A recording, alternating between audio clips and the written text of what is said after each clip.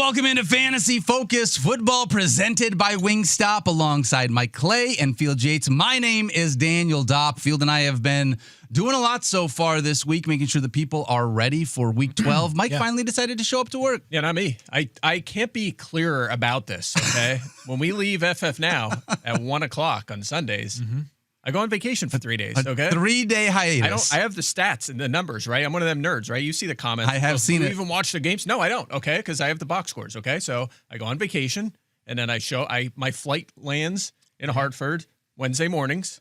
I come here, and then I just show up with nothing. I mean, these papers, I don't know where these came from. Yeah, I'm just going to read off these. Someone preps notes. I don't know what any of this is. What are you doing, like foamy, salty margaritas down in Miami every exactly. weekend? Is it always Miami, or is it somewhere else? No, we travel the world, all over the place. That's what it is. It could be Omaha. It could be Miami. One of my favorites. Yeah. It could be Omaha, Wyoming. home of Brian Windhurst. Yeah. It could be anywhere, all over the place. Yeah. So. Have you taken over the boondoggling title from Stefania then at this point? No. No. Okay. All right. That's too far. Too far. Come on. Let's not be ridiculous. Stefania goes to places that other people actually want to go to. That's fair. Yeah. So either I do that or I've just been crunching projections for 3 straight days. It's hard to say. It could be one of those. That's fair. There was a punter move yesterday, right? Looks like Arizona is going to get their punter back. Yeah. Pat O'Connell cut loose. Yeah. So you'll see that reflected in the projections. O'Connell or punter O'Donnell? leagues.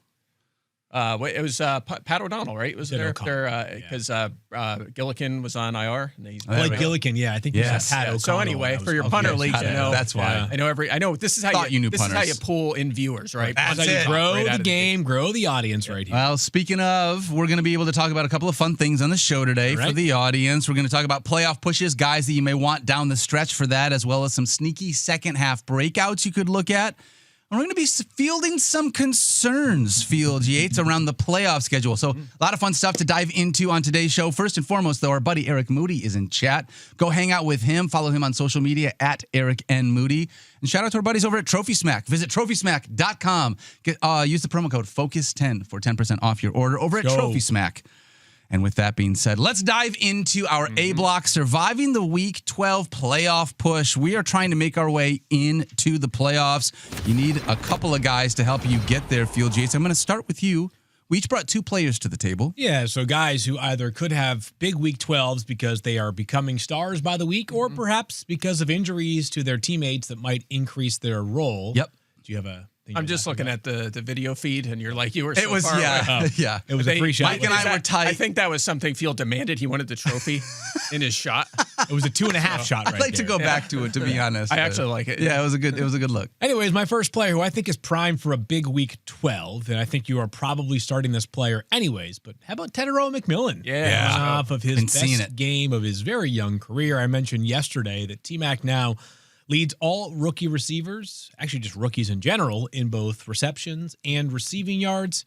Of note, he has played one more game than Emeka Egbuka, so Egbuka is right there in terms of a per-game basis, but they play Monday Night Football. This is a kind of a fun Monday Night Football game that I'm not sure I would have imagined would be fun a month or so ago. Yeah. Carolina and San Francisco. Looking forward to this one. I believe Carolina's first primetime game of the season, maybe even since like a couple of years ago. Can't recall one. They probably had a Thursday night one at some point. It's been a while since we have seen Carolina on prime time, but a good game for them in San Francisco. And the 49ers, for whatever this is worth, and I would argue a lot, have allowed the 5th most fantasy points to opposing wide receivers between an area that was a bit vulnerable coming into the year on paper that has only been multiplied by the fact that they have injuries all over their defense. Not just the secondary, but also, of course, their top pass rusher and Nick Bosa. Their second best pass linebackers out. Warner's out. Micah Williams, the 10th overall pick in the draft this past year, 11th overall pick in the draft, is out for the year as well. Are they low-key becoming like the Bengals and the Cowboys? Kind of. Yeah. Like with the defense because they're actually worse against receivers over the last 8 weeks and 4 weeks. They're worse than the NFL. So this might be a situation where teams are piling up points against them. Right. And production and fantasy production, but they've also scored 4+ offensive touchdowns in 3 straight with 2 different quarterbacks. Correct. And they're getting healthier. Yeah, they're so well coached. I would say the big critical difference between them and Cincinnati and Dallas is that it does feel like San Francisco is still talent maximizing. Yeah, like whatever they have available, they get the most out of those guys. They just don't have much available right now, and that might not be enough to deter T-Mac, who will be top 12 probably my wide receiver board this week. Is there any chance with how good the matchup is for the quarterback position that coming off a career day for Bryce? Feels a little dicey to me. You've got 4 straight quarterbacks that have seen over 21.7 fantasy points. 4 straight. 4 straight.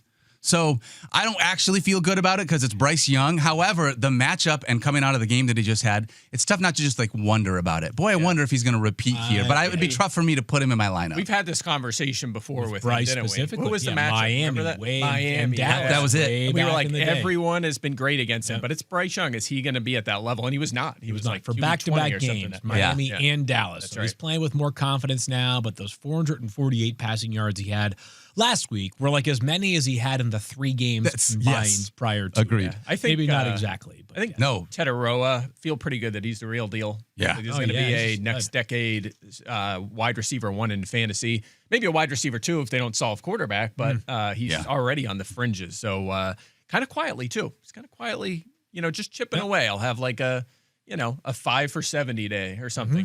He's only scored he scored last week, and then he scored his other 2 touchdowns in 1 game. Yep. So he hasn't been splashing with the touchdowns, but he looks like the real deal. Very exciting. Yeah. Mike, what about you? First one with me, I'm going to stick in the same division. I'm talking about my 2 guys I'm going to discuss are players who have disappointed this season, but who have a better outlook. No, not him. Not going to go that far. I'm going to go deeper down the ranks, but have a better outlook going forward. Alvin Kamara is first on my list. So All right. Last week, I like this shot better. Take that. Keep that one. It was like just basically my forehead and my hair. All right, we'll figure it out. We're all over the place. We'll get to it. It's okay. Yes, we will. What we did figure out is that Alvin Kamara is back in terms of volume last week. Remember, what did we talk about in FF now? His prop for the week was over 9.5 carries in his most recent game. They're coming off the bye, but before that, it was 9.5 carries. Well, he had 25 touches in that game. Yes. 115 yards, 14.5 fantasy points. Not a huge number, but also his second highest total of the season. So it has been a rough go. Only 1 touchdown this year. He's 21st in carries, but 8th in targets after that slow start in that area. He has had a light schedule, but guys, check out their remaining games. All of them. We'll get there. Okay, all right. All of their remaining games are against defenses that are top 14 in fantasy points to running backs. The next 3 are all top 10. The Falcons this week, then the Dolphins, and then the Buccaneers. Wow. Yeah. So he set up very nicely. Okay. Again, that includes the Falcons this week. They've just allowed huge games to, granted, these are the best of the best, but Achane, CMC, and JT all have had huge games against him since week 8. So it's been recent that they have struggled. So Alvin Kamara, this is a guy who right now you're like, man, do I even start him? Because it's been a rough season, but there's some hope here. If this was like the schedule's brutal the rest of the way, you might be like, I can't start him anymore. Sure. But at least the schedule's good enough where maybe you can get RB2 production and feel like you're getting a decent floor out of him. So that's where I am on him. Alrighty. All right. I'm going to talk about a running back that I feel you had already said it. You're not wrong. You were just early. Chase Brown has been coming on over the last little bit. And I think that about yourself. No, I said yesterday. Field said it. If you had showed up to work yesterday, Mike, you would have heard that Field had said the whole thing. But yes, he's been on fire over the last 3 weeks. RB4 over that span, 18.5 fantasy points in all 3 of those games. Finally hit 100 scrimmage yards in all 3 of those games, and he has been more involved in the passing game recently, which is the part that gives me a little bit more love here because last 2 games, 8 catches for 75 yards and 6 catches for 28 yards. I'd love more than 28 yards in that last one. Yeah. But 14 catches over the last 2 weeks. This is part of what made us fall in love with Chase Brown coming into the season is his passing game work and how good he is at it. So with the way that this team has been playing, even though they're playing the Steelers this week. Patriots this week. Thank you. There is no Jamar Chase. And we're going to have to find another player to be able to be officially held up. The suspension The appeal was denied. Yes, it was. Yep. So one less person to be able to give the football to. Those 18 targets that Chase normally gets are going to be distributed to everybody else. So even here in Week 12 against what I think is a tough Patriots defense, Chase Brown with his passing game work still going to be a starter for me this week. Yeah, big question is, can he get 5 or 6 catches? That's what we were looking for. Of late, because there's a real threat of 12 carries for 34 yards on Sunday. Exactly right. He's one of the, if we did the segment hardest guys to rank, he'd be one of them. For sure. Because I've talked about this the last couple of weeks. Yes, you can't run on New England, you're lucky to get to 50 rushing yards. You can throw on them with the running backs. Yeah. But the running backs have done damage in the passing game. I think that's somewhat by design by offenses. So, that's where he's going to have to make his hay this week. And you have him, so really tough rush defense, but your strength of schedule for the rest of the season, the cheat sheet that you have has the Bengals running backs with the 4th easiest schedule for the rest of the year, and that's with this Patriots matchup. So could be a league winner. Yep, could be a league winner. Field. The Falcons are going to be without Drake London this weekend, and perhaps beyond this weekend as well. They'll also be without Michael Penix Jr. for at least 4 games. It sounds like maybe the entirety of this regular season. Hope the Penix gets back to full strength as we get ready for 2026 before you know it. That means Kirk Cousins is in, and I think as we discussed yesterday, your first inclination is, all right, is there a wide receiver that's going to step up and play a larger role? It's got to be Darnell Mooney, right? We highlighted how pedestrian Mooney was when there was no Drake London against the Dolphins of all teams, all the way back in Week 8. That was also Kirk Cousins in the game. And Mike has also referenced that they may have the most anonymous third wide receiver in the NFL, that being David Sills. David Sills, the 5th. The 5th, yes. Who will now be David Sills V. So wait, what? Ray McLeod was on the squad to start the season, right? Okay, and then he stopped. Yeah, something happened there kind of quietly behind the scenes, and then he got a healthy scratch, and then he got cut, and now he's on the Giants practice squad. So anyways, there's not really a wide receiver that we can count on for sure. Correct. Mooney will have the highest projection. Yep. But if Week 8 is any indication, Kyle Pitts might be in for a big week this week. Yes. Pitts back in Week 8 had 9 catches on 9 targets. Career high, and it was the second most targets in a game this season, those 9 targets. I think part of the calculus here, and this might be a touch oversimplifying things, is not that Michael Penix Jr. is Josh Allen or Lamar Jackson in terms of mobility, but he is a mobile quarterback. Kirk Cousins might be the single least mobile quarterback that is now playing in the NFL. Like less mobile than Joe Flacco. Him, Matthew Stafford, and Joe Burrow. Dude, or honestly, Joe like Flacco Stafford, Jared all Goff. those guys, though, like I think those guys are like a little bit niftier navigating the pocket, not so much out of the pocket. I think that's just not really in the bag anymore for Kirk, coming off that Achilles tendon and just being 37 years old. We saw it last year when he was a starter for much of the season. Anyways, I say that part of the equation to note that they don't really have the time to get the football down the field. So this is just basically, he is just almost handed the football off to Kyle Pitts as an extension of the running game through the short passing game. So I think Pitts is due for a big week. I love that call. I'm in on that. Yeah. I got him as a top 10 tight end this week, especially with no Drake London. So 7 for me, 9 for you, 8 for Clay. Love it. You hate him the most. I don't hate Kyle Pitts. I know. We're back in. It's not his fault. It was never his fault. Yeah. So that might be a little bit. A little. There were a couple times maybe it was his fault, but most of the time it wasn't his fault. Mike, what about you? Give us your second player. Next one for me, fellas, is a guy that we've been talking about a lot the last couple of weeks for good and bad reasons. Jerry Jeudy. Draws the Raiders this week. Another dud last week. He had the big game against the Jets. We kind of saw that coming. 6 for 78 and a touchdown. But then last week comes back to earth. 7 targets, 3 catches, and 21 yards to not find the end zone. The good news is that he is still a featured part of this offense. He's a 30% or higher target share in 2 straight games. He's had double-digit target games twice over the past month as well. But he's one game over 12 fantasy points in the season. And that was, of course, against the Jets. However, the reason we liked him for the Jets matchup was the great matchup, the great, struggling defense. And that is the case going forward for the Browns. Here's our upcoming schedule. Raiders this week. Yes. They've allowed the second most fantasy points to receivers. So this week we're giving these guys a boost. Yep. Then they have the 49ers, we just talked about, has been a terrific matchup. The Titans. Definitely. Great about that. The Bears, outstanding. Feel really good about that. The Bills are a tougher one. And then the Steelers, who have, they're top, number 1 in catches, targets, yards to wide receivers this season. So that seems good. All of those defenses, only the Bills are not top 10 in fantasy points allowed to receivers. Wow. So this is a good slate for him. If they can figure things out and Dylan Gabriel plays a little better, gets him the football, there's a chance he could hang in the wide receiver 3 conversation. When I went to your strength of schedule cheat sheet, did I, in fact, see that there was a big green 1 next to Browns wide receivers? You see a schedule going forward, which should not be surprising based on what you just read off. What I just laid out. I mean, let's hope that they can. Do you have any feeling, understanding that they replaced Dylan Gabriel last week? I know they said Dylan Gabriel is going to be the starter, but are we at a point where we're just going to see this quarterback like back and forth with how the Browns are playing? I think Shedeur Sanders starts on Sunday. Do you? But due to the concussion? Due to the concussion, yes. Okay. And then, I think Stefanski did say if Gabriel was healthy, he would be the starter, though, did he not? But I think the tea leaves suggest that Shedeur is going to start this week, and Gabriel is not going to be ready. And then I think from there, it really comes down to how does Shedeur perform. Yep. Yeah, What do we if see he from lights him? it up, it's a conversation. But if he If he plays lights it like up, he's anywhere close to how he played this past Sunday, and again, I know it's a tough spot stepping in like Correct. that, his first action. Yep. Totally understand that, but it was really poor. So he's gonna have to play a lot better to make it even a conversation. Right. If I he think it plays would bad, have it's to. not even a conversation. Yes, I would agree all the way around on that. I'm not sure. I can't say this enough, and I would love Addison, the outstanding producer of fantasy football now. I don't know Yes. why I'm holding a comb right Yes, now. you're feeling it. If you are listening to this, there needs to be a red zone question surrounding Myles Garrett plus Max Crosby sacks on Sunday. Ooh. And the number needs to be huge. Like 4.5? I was thinking like 7 combined. 7? Wow. Okay. Myles Garrett has 15 sacks. Yeah. I don't know. 15 That's a sacks lot. this year. A little more It's than absurd. one per game, but this is a great matchup. I mean, you saw the Raiders' offensive line Yes, on I display want Monday both night. of these defenses in every way possible this week. Yeah. Yep. Yeah. Agreed. That's a fun one for sure. Agreed.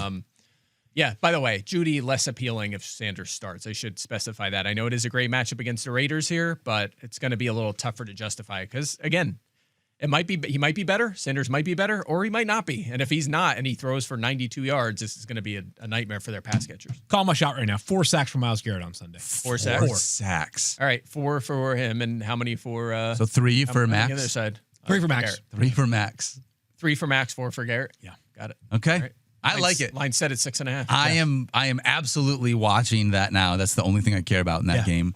I got one more player surviving Week 12's playoff push. Guy that I think that you could absolutely trust and has come on in a major way of late. I talked about him last week, and we got 3 more weeks with no starting tight end Sam Laporta. Jamison Williams has been unbelievable. He has seen increased volume recently, 6 or 7 targets in 4 of his last 5 games. It was mostly 7 targets, but he had one 6-target game in there, so you got to, in order to make the stat work. So, but he has definitely seen more targets, 16.5 fantasy points in 4 of those 5 games, at least 4 catches, 66 yards, and a touchdown in every one of those games.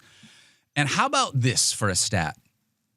Over the last 5 games, that takes us back to week 6, Jamison Williams is scoring, and you'll see it on the full screen, more fantasy points than Amon-Ra St. Brown on this St. Detroit Brown. Lions That's team. embarrassing for St. Brown. Yeah, St. Brown. You should probably trade it to me in every Neither league. one of them have missed time. Neither one of them have gotten hurt. And that is with a goose egg from Jamison Williams in that stretch. More total points and more points per game since week 6.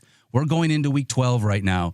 3 more weeks with no Sam Laporta, and with the way it feels like the Lions are trying to actually get J-Mo involved in this offense after they gave him the bag this offseason. Feels like he's the guy that came on like right at the right time, middle of the season. If you had him and you didn't get rid of him already, I think he's a guy that's going to make a really nice playoff push. Trending up. He's the only one that had a good game against the. He was. Well, him and Jahmyr Gibbs, but I mean, in terms of the wide receivers and tight ends, he was the only And one they that get showed the up. New York Giants. Dude, their schedule for the next 3 is sick. Giants, Packers, and Cowboys all at home. It's going to be really nice for that Lions offense. Okay. I think there are quite a few. I can't wait for tomorrow's wide receiver corner segment from Mike. Oh, Because there's it gonna be feels some like good there ones. are some heavy hitters, like some true blue wide receiver ones going up against some true blue cornerback Yep, ones. we got a few. We got a few. Heck yeah.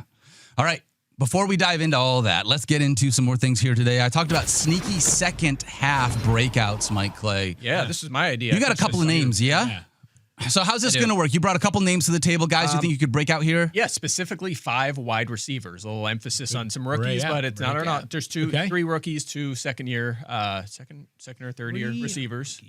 Yeah, so we're going to talk about guys who just kind of quietly are ascending a bit. We're starting to see, because we always have these surprise second half Yep. breakouts, guys Yep. that are league winners. Shout out to Tristan Cockcroft, who just put a column out, which we all contributed to, which is running backs who kind of fit that bill of potential league winners. We've always had guys pop up and have huge stretches during the playoffs. So check that column out at ESPN.com. But I was like, just coincidentally, was looking at these young wide receivers. So let's talk about a few of them. A lot of these guys are available in most ESPN leagues. The first one is definitely the exception to that rule, but worth a discussion, and that is Ricky Pearsall. Yeah. He's still out there and actually a third of ESPN leagues, so grab him if you can. Week 11 was his first game action since week 4. Obviously, it didn't go well. He had 0 catches in that game. I think he had, or 0 yards. He had 1 catch for 0 yards on 3 targets. But guys, he played 80. He was on the field for 85% of their pass plays. So Love the route that. participation was excellent. He's very much right back in as the number 2 receiver with Juwan Jennings. Very well could out target him going forward. It's possible. He's a former first round pick and now fully integrated back into the offense. remember, when he was healthy earlier this season, he was good. He had 100-plus yards in 2 of his 3 full games. And I mentioned this earlier, the Niners have scored 4+ touchdowns offensively in 3 consecutive games. Sure. So they are really heating up right now. They're playing the Panthers this season.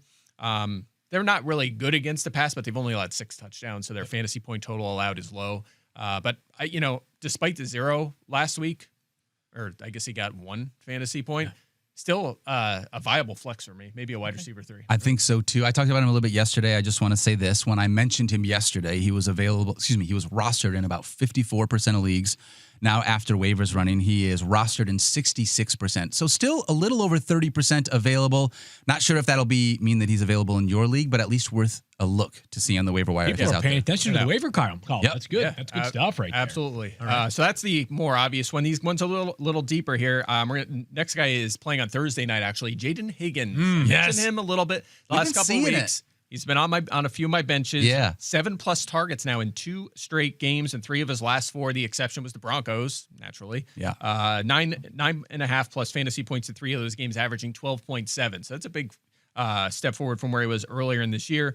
Weeks 1 through 5, his route participation was just 36%. Now it's up to 56%. He's kind of overtaken. Honestly, he's overtaken Xavier Hutchinson and now Christian Kirk as well. He seems to have taken that number 2 job in this offense. Already has 3 touchdowns. They're playing the Bills this week, so they'll have to throw the football. So, again, not a guy I feel super comfortable starting yet. Yeah. But he's getting close to that He's flex your option. stash. And it is worth noting that C.J. Stroud has officially been ruled out already for this game, so it'll be Davis Mills again under center. Yeah, and they haven't really missed much of those a beat last the 2 games couple of have been weeks. Davis Mills with 7 targets, right? So, yeah. No doubt about it. Yeah, there we go. Hey, I like that. And by the way, pedigree here, second-round Tigers. pick. Yep. Second-round pick for Higgins on the ascent, so it makes sense. Next one, another second-round pick. This one is Luther Burden the third, and I'm wondering where you guys fall on him because he's a tricky one. I'm seeing some hype building on him. I'm not sure if I'm there yet, but Luther Burden, weeks 1 through 8, played 24% of the snaps, had a 7% target share. It was really their number 4 receiver, at 171 yards and a touchdown, 16 targets. They had their bye, week 8. Now, weeks 9 and 10, a little bit of a change, 47% of the snaps, so basically double, 12.5% target share, and has 6 catches for 78 yards. He did out-snap Olamide Zaccheaus last week for the first time this season. It was 32-10, so it wasn't even close. He's clearly taken that job. Had a career-high 18% target share, and they are playing the Steelers this week. As I mentioned, most targets, catches, yards, and fantasy points to receivers so far this season. So I boosted him up a little bit in the rankings. I'm not sure if there's enough there for him just yet. They're using 2 tight ends. We know they love to run the football. They're using both of the backs. You have DJ Moore, who they're still trying to get involved best they can, and of course Roma Dunze at the top. So I don't know if I can put him in a lineup yet. As you can see on the screen, we're still ranking him in the 40 to 48 to 55 range. But again, if he's on waivers and he's available in 94% of ESPN leagues, not a bad bench option. Did you say this stat that he has more targets over the last 2 weeks than DJ Moore? I did not say that. Okay. But You can say it now if you'd like.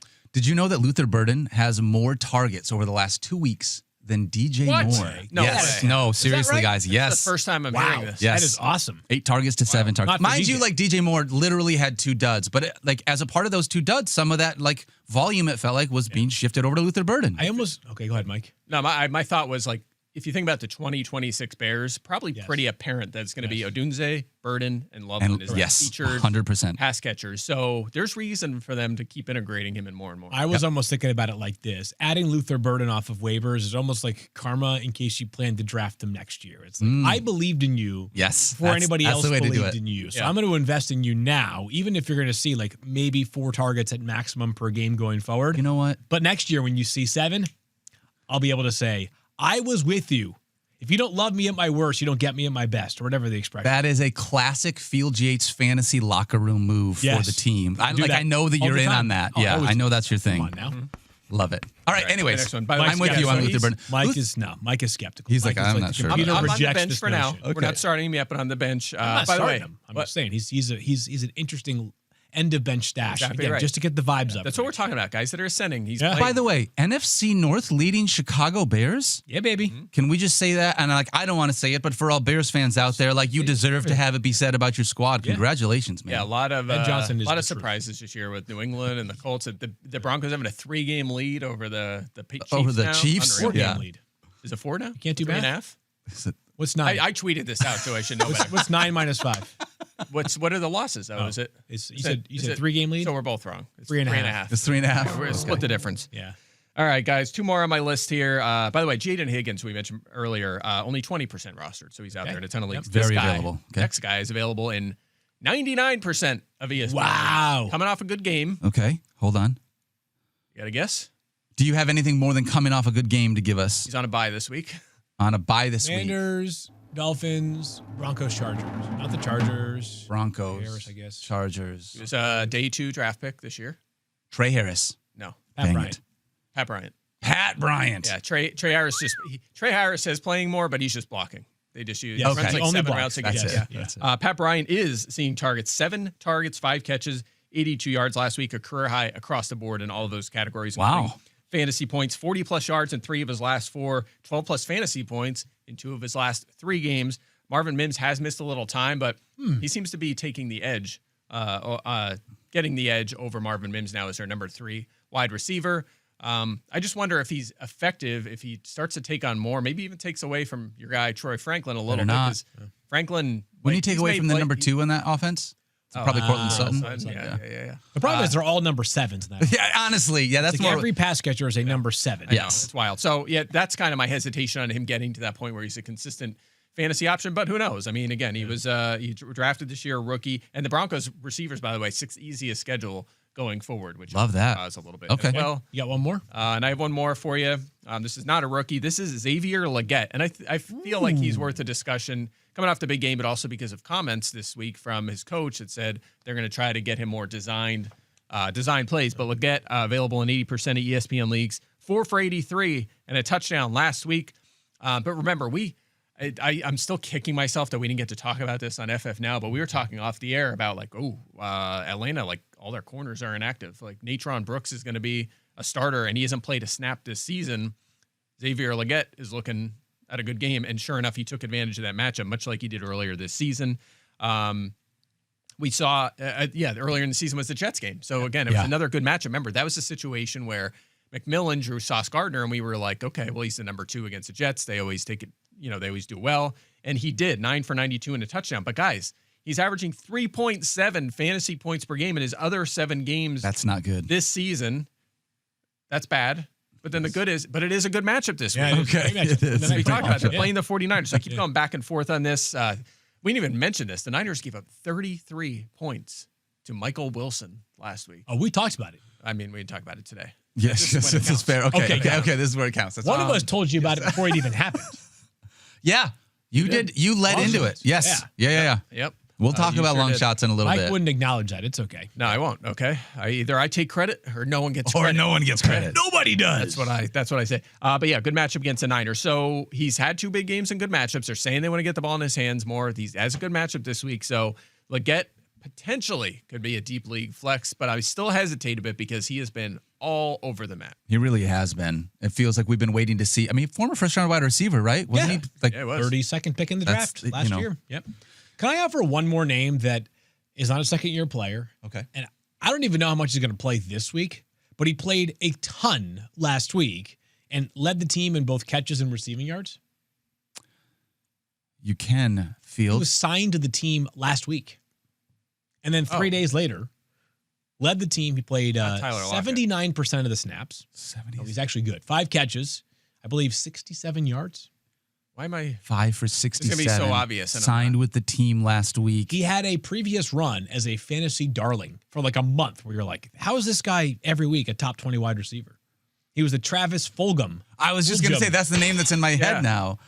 Dang it, Fields Yates. Just give us the name. Isaiah Hodgins. Isaiah Hodgins. Did you guys Yeah. see that he got signed? Obviously, he has Steelers. familiarity with the Giants. Yep. But he got signed by the Giants off the Steelers practice squad in the middle of the week last week. They did like a trade.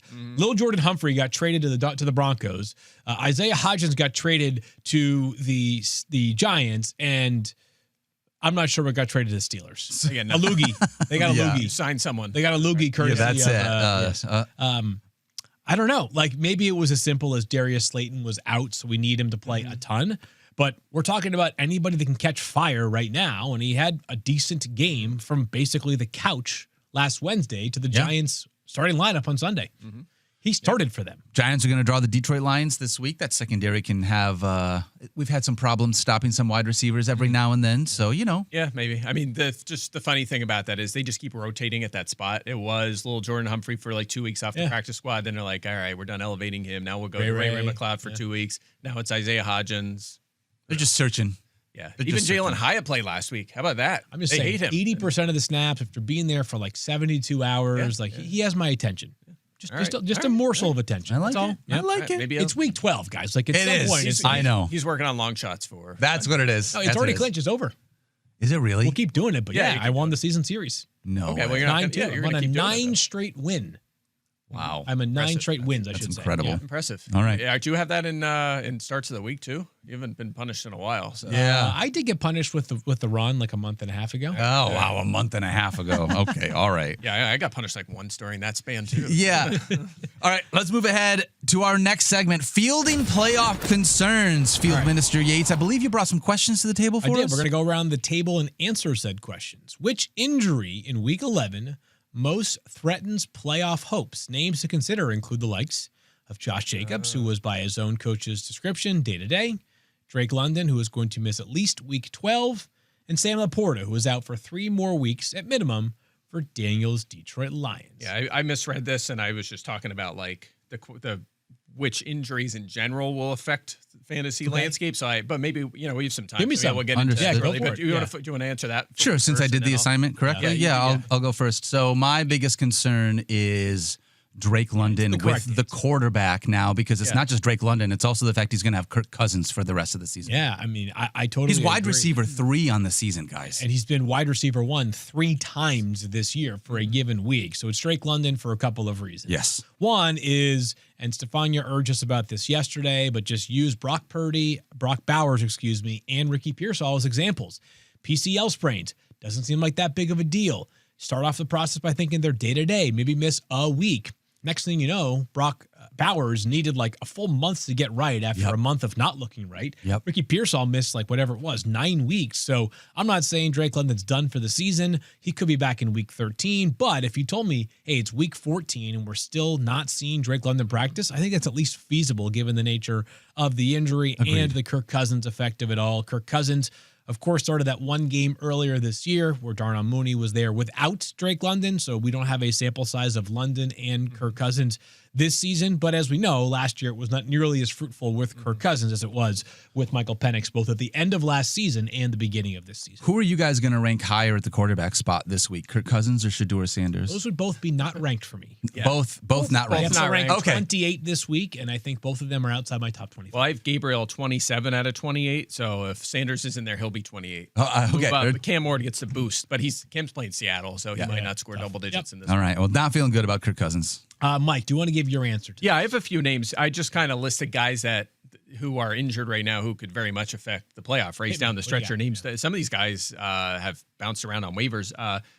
Joe Burrow, of course, he's out there in a few leagues. If you scoop him up, it could be. He could. Now. By the way, he could come back next week.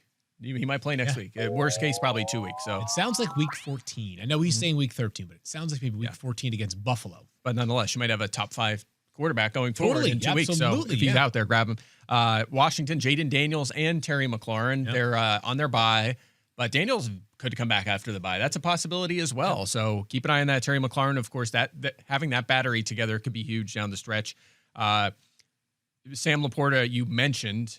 Sam Laporta and Garrett Wilson both got hurt actually 2 weeks ago. They're due for a week 15 return. That doesn't guarantee anything. Laporta's back. Who knows? Yeah. He could be done for the season. We don't know that for sure, but they're both available for week 15, 16, 17 is the playoffs for most people out there. So keep that in mind. Marion Hampton, they're on bye. Could he be back next week? Sounds like he's getting closer. Back? Yeah. Seems like Monty Vidal coming off a dud, so more, just more fuel for the chance that Hampton is the feature back. Why are you laughing? Because you said it wrong. Vidal. I've asked this question because, when we heard Mike Tirico say it as Kamani, he said Vidal. Vidal? And he's Vidal. Amazing. Vidal.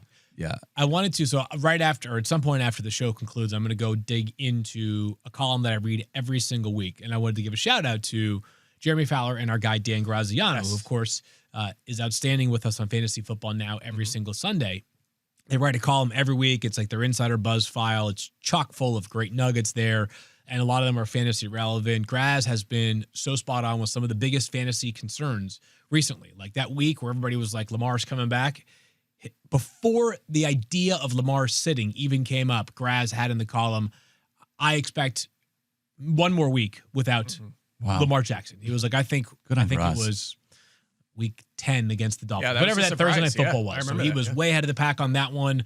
Last week, he was talking about how I know Ramondre Stevenson is trending up, and they're saying some things. I think it's Travion Henderson for one more week. So shout out to those guys for doing a great job on that column every single week. Congrats for being with us every single Sunday on FF Now as well. I also want to note that they did write about Burrow and Jaden Daniels and the potential for a return in their column today. I haven't had the chance to actually go through the column, but whatever they say, I am taking it with not a grain of salt. I am taking it with a ton of merit and status. So no doubt about it. Can't wait to read that. Anyways. Yeah, last one, Buccaneers, Godwin and Irving. Yeah. Both, in theory, both could be back this week. It looks like things are looking good for Bucky Irving.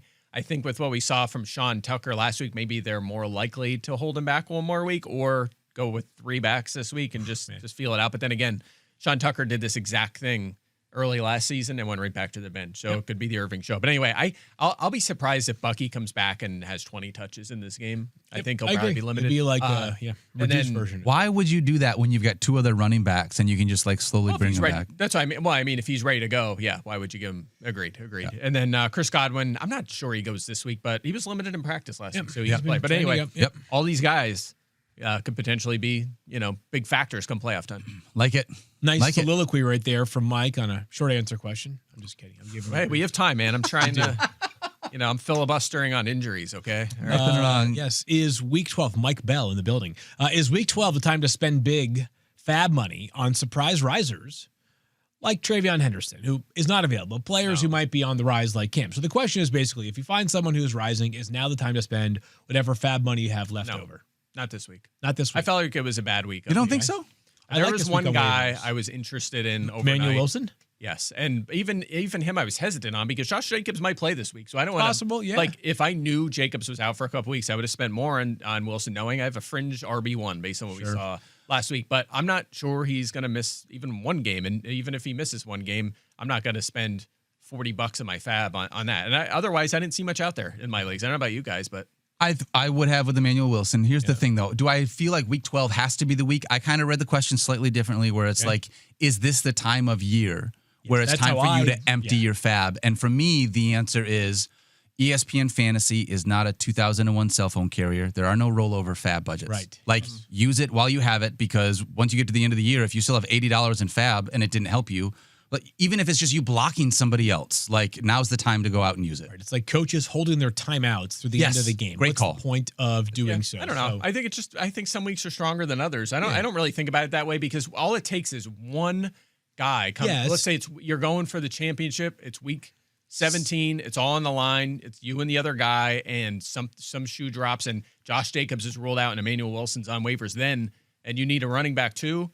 Then you can empty. You have $70 left. Your other guy has 65 left. You just won that player, and that could win you the league. So I don't think about it that way. It's just like, I'm not going to just empty it out just to do it. Like, if it's an impact player, I'll do that in week 2, or I'll do it in week 17. It doesn't really matter. I'm a bigger fan of Emmanuel Wilson than Mike is. Like, I think you could have for it may be 0 weeks, but you might have a chance of 2 weeks of Emmanuel Wilson being a top 15 running back, which I think is very valuable. And that's why I did like between $11 and $13 is what I bid on. Okay. So it was that's about a little over 10%. I think that was a decent chunk to go after for a starter. It depends on if I needed them this week too. Okay. So let's keep things moving here. Should managers lock in their playoff quarterback right now, or do you keep streaming options alive? What do you think, Daniel? So here's the deal. I looked at the streaming options that were available because I wanted to put together a list of quarterbacks. If I was like, here are my playoff streamers, if I wanted to go in from that perspective.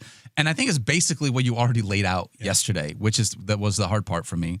The ideal streaming playoff scenario for me, if I was going to do it, would be week 14, J.J. McCarthy against Washington. Pass.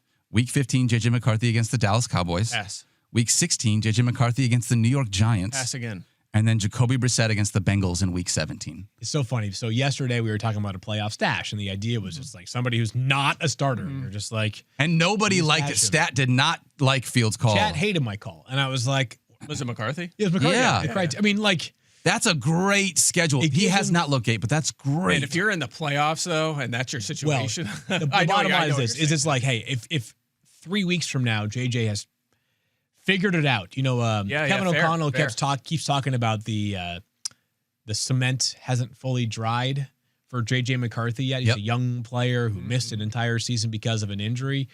So obviously, this is risky. But you're not doing it right now. You're not adding him right now because you intend to play him now and you are guaranteed to play him later. It's the idea that if JJ puts 1 or 2 good games together over the next 3 weeks, nobody is going to see JJ McCarthy available in their leagues because he will have already been scooped. Nobody. No, it's fair. I mean, we saw last year Caleb Williams, who was struggling mightily early in the season, have that stretch of like 3 straight games where we thought, here he is. He broke out because their schedule, they played I remember this, 32nd, 31st, and 30th ranked pass defenses, and he lit it up right around the midpoint of the season, and then he just fell off after that when the schedules got tougher again. Maybe McCarthy does that. Maybe he picks it up a little bit, to your point. My War Room team has Caleb as his starting quarterback and JJ McCarthy as the backup. So there you go. Mind you, I would rather not go the streaming route. You asked which one do you like this is what I think the ideal streaming route is. You can count on. Yes, I would rather have a quarterback that's locked in. I will contend, and I didn't have the stones to do it at the time, and I wish, because we did the show. You guys remember we did our potential sell high candidates based off schedule. Mike brought together the updated strength of schedule cheat sheet. And we're all sitting there and like, who are the players that make you the most nervous that you might move off of? And we had some good hits there, right? And because of injury, this has impacted things. But like we talked to you, Garrett Wilson's going to have a tougher stretch, and he did before he got hurt. And I was like, I don't think I have the gumption to actually make this call myself.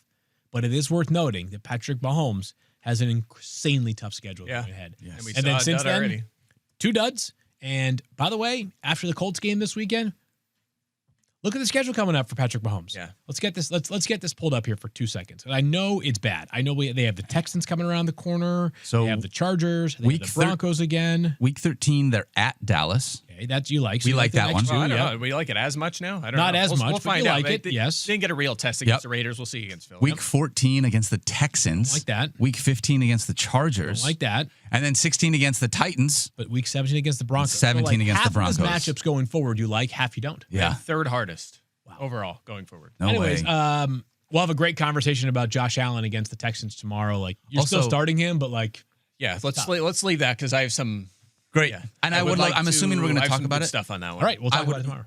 Leading into this, the prompt was, would you spend your fab on someone like TreVeyon Henderson, even though he's rostered too high to be able to do that? I would like to talk about TreVeyon Henderson and these Patriots running backs going up against the Bengals this week. Yeah, we'll talk about later on. I was going to say later on. This prompt was the lock in our playoff quarterback. Which sorry, you're right. I was thinking about the last one. Be dynamic. It's always good to have options, but I'm not going to overthink it. If I have a guy like Lamar, I'm not going to waste an extra roster there. My answer to this question is neither. I'm just playing it week. It's a weekly game. Of course. I think Jalen Hurts is listed here as an option. What are the odds you're benching him? Probably very slim. You'd have to have an extreme scenario where he's a brutal matchup and there's I'll tell you what needs to happen. He needs to dud against the Cowboys on Sunday to be benched. Mm-hmm. Yeah. Because if he duds again for the 3rd straight week, basically, and it's the Cowboys, I know that they're a little bit better, but if he duds on Sunday, people will have that conversation. Yeah, I think if I have him on my team, it's likely he's going to be locked in, but someone like Dak Prescott's already a fringe QB1, so I'm just playing the matchup. No, I agree. I'm just saying.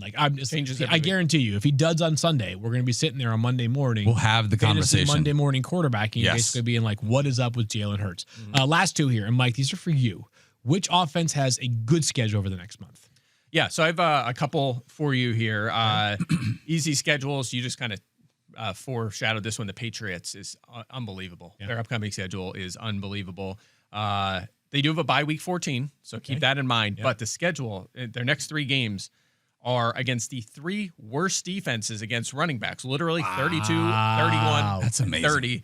The Bengals this week, then the Giants and the Bills. Wow. So that's excellent for the running back situation. Again, we'll talk more about that this week and how we're playing those 2 running backs, going after attacking that backfield. But it applies to the other positions as well. Hunter Henry, boost in value, could give you tight end 1 numbers going forward. Of course, Drake May's already been tremendous. I have him as my QB1 this week against the Bengals.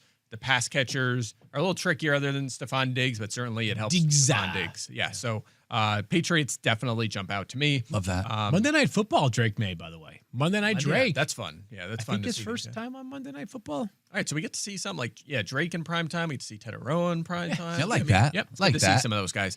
And also the Ravens. Their next 4 games, fellas. The Jets, the Bengals, the Steelers, and the Bengals again. Wow. Oh, baby, you had me at Bengals the first time. The first time, but now you get them twice. Yeah, twice, and we know you can beat the Steelers through the air as well. Not to mention the Jets this week, who gave away their 2 best players. So Baltimore traded away. They got good deals back.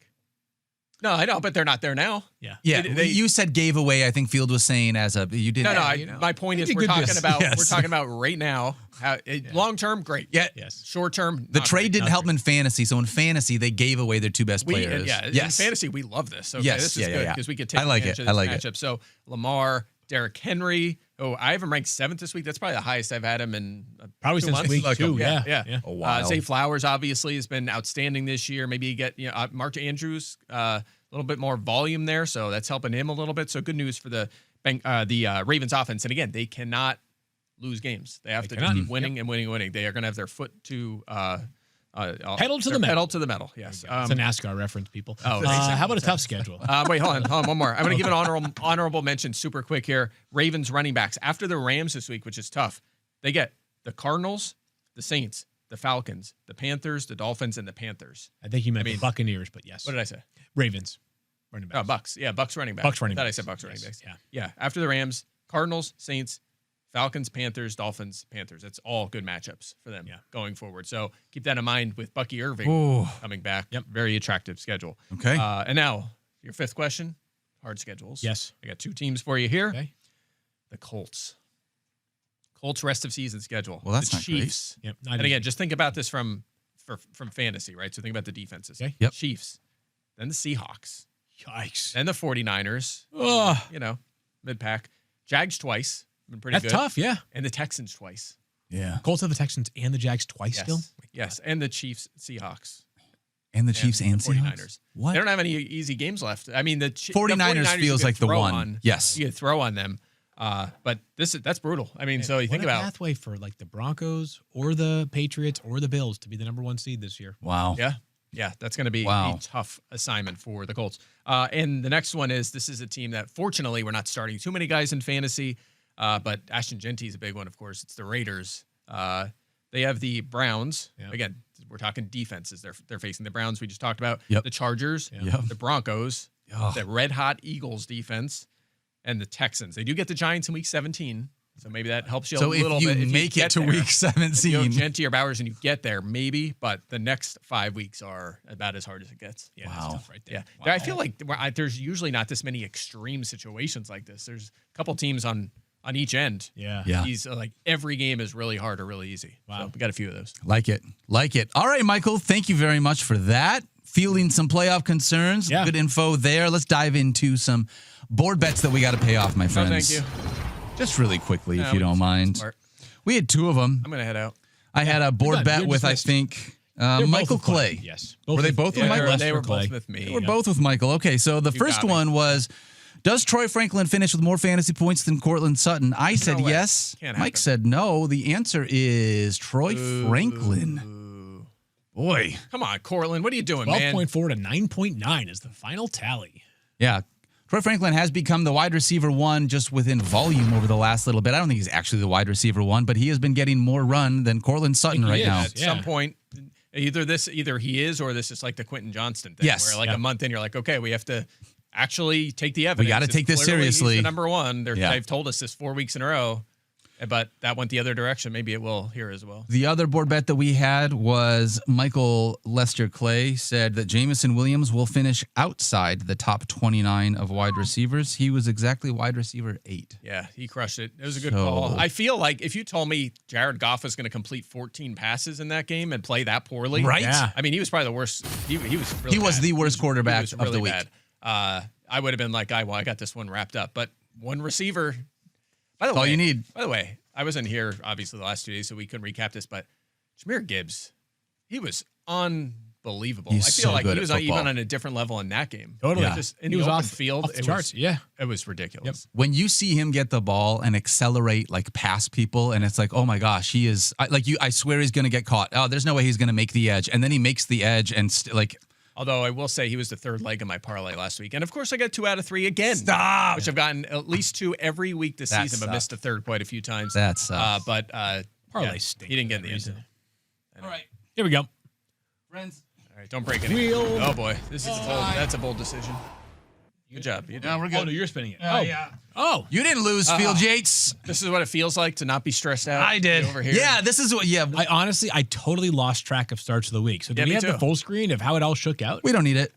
Well, How I mean- it shook out is I trusted 2 Miami Dolphins and Tua and Jalen Yeah, by Waddle. the way, you did me a favor. You told. Yeah, because he couldn't start Jalen Waddle. I picked the Tua Waddle stack, and you switched it to Nico Collins. And then Nico went off. Wow. By the way, I also used my wild card on Javonte Williams. Ugh, gross. Gross. I mean, it didn't matter in the grand scheme. Well, let's look at the full screen of the players we guess started Mike won last the week. week. This was week 11. Oh, my God. Domination. Oh, Wow, my you God. got lucky, Field. I Wow. did, yes. Holy cow. Holy smokes! All right, Mike, give us your squad real quick. Yeah, I had Tua, which was that was the Thursday morning game. Yeah, Yes, that was it ugly. was. We Yep. expected better against Washington. RJ Harvey, I had 8. Oh, my God. Nico Collins, 24. He was a high score of everyone. So Why did thank you for do the that, wild card. Field? I have no idea. Jeez. And Zach Ertz comes through with 8. Would I have lost if I Waddle was like 16. 8.4, so you would have 31? I still won. would have won, yeah. The idea that we have 2 players that have scored over 10 points last week, and one of them was a guy that you forced Mike to change to beat both of us. Well, no, he doesn't still would feel have good. won. He still would have won because You're Waddle right. had exactly You're right. 16 fewer, so he would have won, but it would have been the worst week of starts of the week. It all doesn't season. feel good. No, Mike is like, hey, look, we're doing great. Let's get the wild card involved, and then we still suck. So, yeah. or now we suck, I guess. We were Yeah, doing no, too well. we had a good couple weeks, but well, you guys did, not me. Well, we'll bounce back. We'll bounce back. All right, here we go. I am Can spinning we rip the wheel temporary of tattoo punishment. off because that would do nothing to Daniel. We've got a couple of good things on here still. Robot voice, super sour start of the week. You're getting ASMR. ASMR start of the week. I'd be down for that. Mid-episode workout, no thank you. Smelling salts. I need a workout. I'll take that one. I mini want the golf ice challenge. bath still. We have to get the ice bath. Spoonful of wasabi would be the worst thing in the world. I do not like wasabi at all. You don't like wasabi? I am don't not a either. wasabi, I'm not a wasabi guy, yeah. So we'll find out. All right, here we go. What's wrong with wasabi? I just I'm not don't a fan love the either. taste. It's not my. I can do a little bit. I like other hot things. Wasabi's not one of them. Let's see. Here's the Great spin. spin right of there. the start of the Yeah. week wheel. Hot sauce. Start of the week. Yes. All right. Hey. So what do we Well, do there? great. I'm probably gonna have to do Each one? Yeah, we'll probably do like I'll dip and then eat one and then dip and then eat one. Thank God Field didn't do that because he would have been like, I'm off the pod. I'm off. Leave it. Well, Yeah, that would've been it. Another league that I play in, I think I've mentioned this before. We have a weekly losers Yeah. punishment. And Yep. 2 weeks ago, I finished dead last in the no. league, which is I have to buy the guys a round of adult soda, some pops. But hot sauce is always one of the options, and I was Oh. scared of that one. I brought my older daughter, to come spin the wheel with me. And for those that are watching right now, I think her first spin might have been like this. It was like one. You're like She eventually got it. She was not quite understanding what we were spinning the wheel for. Yeah, like what's the The point of this, irony of Dad? that is, my team is not good in that league, unfortunately. I was the highest scoring team in the league by a mile this week. Really? Like, I absolutely dominated. I had Sean Tucker and Michael Wilson and Josh Allen in my lineup last week. No way. Yeah, so I like 170 after scoring Yeah. like 82 the week before. You guys give me a hard time for complaining about the FF Now League and how like unlucky my team's been. Guess who I face this week? Who? Josh Allen. Graz had Josh Allen. That's do? why I lost. I love it. Yeah, right. All right, we got a little bit of time here. Why don't we dive into the mailbag, take some questions from the people? Do we have any non-football ones? I always like those. Those are always fun. That is a really fun one. Dan S. asks, a football question though, Field. Pick 2, Jamison Williams, George Pickens, and Michael Pittman. Hard not to have Pickens in the lineup, right? Yeah. Yeah. Ooh, man. Michael Jameson- Pittman was a I top can- 20 guy forever, and now the schedule gets harder with J-Mo playing. Chiefs this week. Chiefs this yeah. week, it makes me I'm nervous. I'm going Pittman, but it's close. I would go with I'm J-Mo. going J-Mo. Good matchup. Playing indoors. Are you guys nervous at like? Can we just have a quick? And I think I know I'm going to save Josh Allen for tomorrow. You guys get all nervous for Jonathan Taylor this weekend? Not to the point that you're not starting him. You I nervous? mean, I have him ranked 3, not 1 or 2, so I Little guess nervous? a little bit against the Chiefs. like a touch nervous. I guess like a touch. Like that would be a good fantasy hot take for the weekend. Jonathan Taylor scores under 15 fantasy Or points. based on what we just talked about, is now the time to sell. Do you? Yeah, Like, because you of the get a matchup. haul. I mean, you would get a haul and a half for Jonathan Taylor. That could be a league winning Which move if running he back? stumbles through the So if you playoffs. trade Jonathan Taylor, you're obviously trading him for another running back. You're not going to get CMC because of the Week 14 bye. So you're thinking Bijan, Jahmyr Gibbs, Devon you would Achane. expect. I mean, let's say someone offered you like Dowdle and a top 7 receiver or something. Like I don't know. It depends on the structure of your team. It does depend on the boy. I mean, you're offering 1-for-1 for a running back. That's tricky. No, you know? that's Right, but like Rico Dowdle plus who You would need like to an give me elite receiver, like a Let's say a legit. Buka.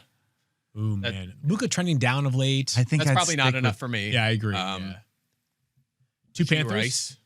Rasheed Rice and Rico Dowdle. and Rico would be Dowdle. a good one. Yeah. Yeah. If I needed a wide receiver, a more push, I didn't have as much depth, but I had JT. That might not be a bad one. But Rico is trending down a little bit of late. So interesting conversation. You might be Interesting able to get- combo. I mean, if you're in trouble, like you had injury problems at receiver, you lost London and someone else, I don't know. Maybe you get go from like Taylor to Gibbs and get a wide receiver, borderline wide receiver 2 for a team that's deep. I don't know. Like I would just take a look. Yeah. I'll take a look. Take a look at it.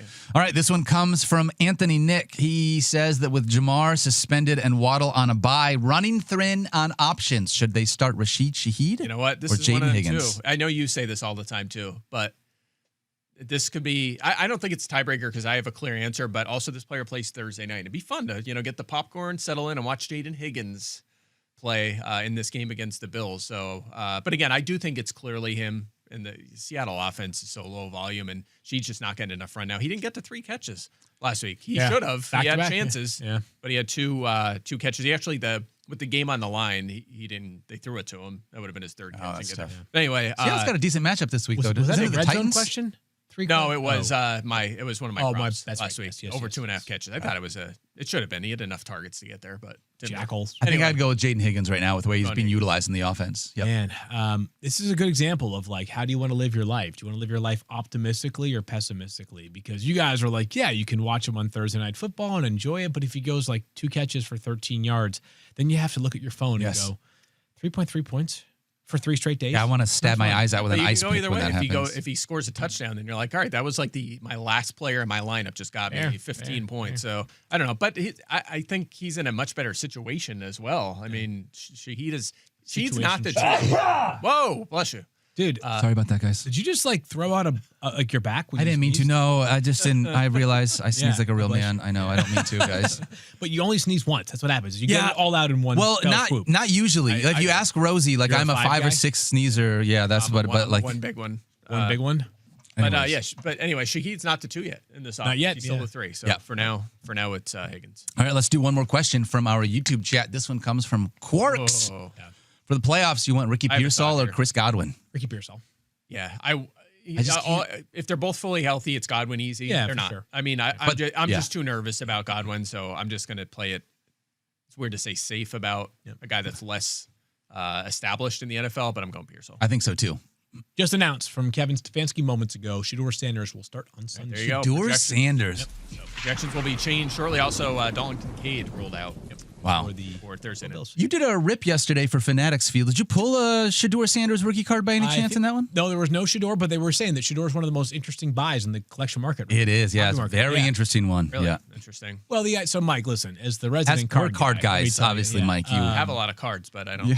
Well, Daniel taught me about this. You know, like So many Chad Penningtons. young quarterbacks. Yes. Very compelling. young Especially rookie quarterbacks. cards. Yep, rookie. That's what they always want. The most expensive cards in the hobby are rookie quarterback cards. That's why I collected all those Chad Penningtons. That's and right. Me and my dad collected Rick Myers. Yes. The next You- star of Seattle. Shador, like if a player proves to be great, it's obviously insanely valuable. Yep. If a player proves to be not great, then obviously it has minimal value. Shador has not proven himself to be great or not great yet, Yes. right? So it's a buy opportunity. As an example Or of a that sell.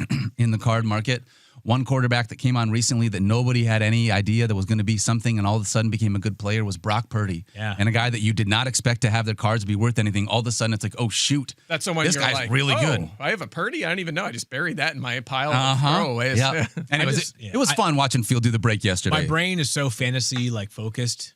Hey, I like it. But I love, like, I'm going through it and I'm like, all right, here we go. Like opening up and there's like a Trey Franklin, a Brock Bowers, like, There's some good stuff in there. Quarterbacks. And all of a sudden it's like, All right, here's Ezra Cleveland, guard for the Jaguars. I'm like, oh, wait, they do make cards for Yes. non-skill It guys is a little too. different. You Yeah. know, like, Not just the big guys. That's yeah, right. Yeah.